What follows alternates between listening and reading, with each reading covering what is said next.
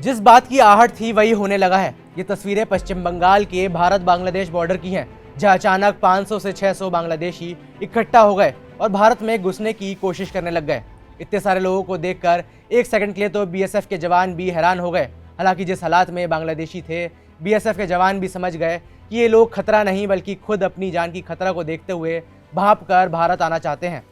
कुछ media reports के मुताबिक इनमें से ज़्यादातर बांग्लादेशी हिंदू थे जो शेख हसीना के तख्ता पलट और राजधानी ढाका में हिंदुओं पर हो रहे हमलों को देखते हुए भारत पलायन करने की ताक में थे। खबर यह भी है कि बांग्लादेश में किसी ने ये झूठ फैला दिया था कि ये लोग आराम से भारत में एंट्री कर सकते हैं। हालांकि बॉर्डर पर पहुंचने के बाद इन्हें असलियत का पता चला। गौर करने वाली बात यह है कि बांग्लादेशियों की इस टोली में कई महिलाएं और बच्चे शामिल थे। ये सभी लोग बॉर्डर पार कर पश्चिम बंगाल के जलपाईगुड़ी जिले तक पहुंच गए थे। हालांकि इसी दौरान बीएसएफ के जवानों ने इन्हें इंटरसेप्ट किया और इन्हें वहीं पर रोक दिया गया। बीएसएफ के मुताबिक काफी देर तक ये लोग बॉर्डर पर ही डटे रहे।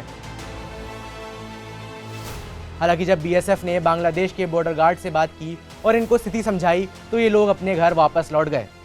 इनकी चिंता लाजमी थी, लेकिन सुरक्षा के लिहाज से इन्हें रोकना जरूरी था। बांग्लादेश में तख्ता पलट के बाद पलायन का ये पहला किस्सा था, लेकिन यकीनन ये आखिरी नहीं होगा। ये घड़ी अगर बांग्लादेश के लिए मुसीबत से भरी है तो हिंदुस्तान के लिए भी आसान नहीं है। ध्यान देने वाली बात है कि भारत की सबसे लंबी सीमा चीन या पाकिस्तान से नहीं बल्कि बांग्लादेश से ही लगती है। 4096 किलोमीटर लंबी यह सीमा दुनिया की 5वीं सबसे लंबी अंतर्राष्ट्रीय सीमा है। भारत के 5 राज्य हैं जो बांग्लादेश के बॉर्डर से लगते हैं: पश्चिम बंगाल, त्रिपुरा, असम, मिजोरम और मणिपुर। अगर बांग्लादेशी पलायन की कोशिश करेंगे तो वो इसी किसी राज्य के बॉर्डर को पार कर भारत आ सकेंगे।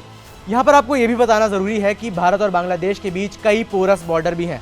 पोरस बॉर्डर का मतलब वो इलाके जहाँ पक्के बॉर्डर नहीं हैं। ये वो इलाके हैं जहाँ बीएसएफ ने कटीली तारें, फेंसिंग, दीवार या लैंड माइन नहीं बिछा रखे हैं। इसकी एक वजह यहाँ की भूगोलिक स्थिति है। 1947 में बंटवारे की हड़बड़ी में अंग्रेज़ों ने बॉर्डर ही ऐसा काटा था जो अटपटा सा था। कहीं घने जंगल थे तो कहीं नदी बहती थी। ऐसे में पक्का बॉर्डर बन ही नहीं सकता था। ऐसे में अगर बीएसएफ के जवान पैनी नज़र ना रखें तो घुसपैठ के चांसेस काफ़ी ज़्यादा हैं।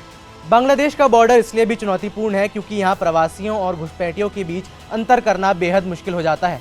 बॉर्डर के दोनों ही तरफ ऐसे लोग रहते हैं जो नागरिकता से तो भारतीय या बांग्लादेशी हैं, लेकिन काम के लिए अनजाने में इंटरनेशनल बॉर्डर पार कर देते हैं।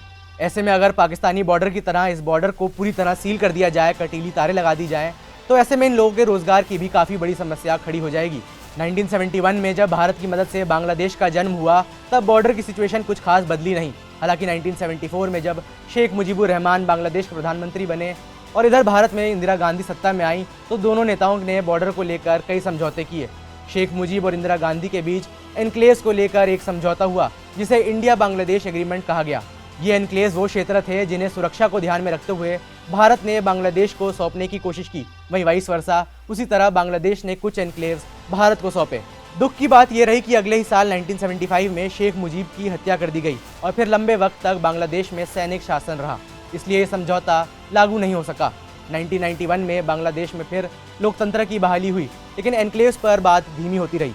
बहरहाल बांग्लादेश के लिए बॉर्डर सिक्योरिटी को मैनेज करना भारत सरकार के लिए अभी भी चैलेंज बना हुआ है। घुसपैठ को रोकने के लिए भारत सरकार ने बड़े पैमाने पर फेंसिंग की है, लेकिन नवंबर में आए सरकारी आंकड़ों के मुताबिक अब भी 915 किलोमीटर के बॉर्डर पर फेंसिंग नहीं की गई है। बॉर्डर के इलाकों की टेरेन खराब है और फेंसिंग भी पूरी तरह नहीं हुई है। यही वजह है कि भारत बांग्लादेश बॉर्डर से आए दिन ड्रग्स की स्मगलिंग, घुसपैठ और मानव तस्करी की खबरें आती रहती हैं।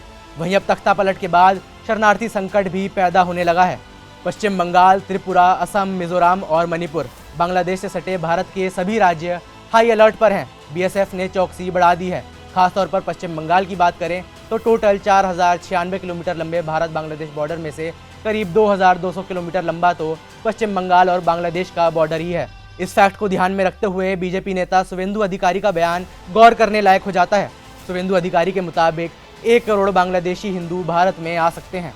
এই পরিস্থিতি যদি 3 দিনের মধ্যে কন্ট্রোল না হয়, জামাতের হাতে, মৌলবাদীদের হাতে বাংলাদেশ যাচ্ছে।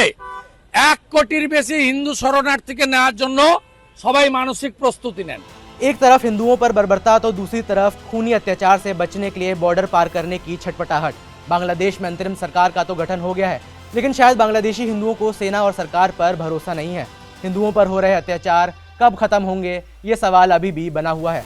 इस पूरे मामले पर आपकी क्या राय है, ये हमें नीचे कमेंट्स में बताएं। मेरा नाम है वैभव, देखते रहिए जी स्विच।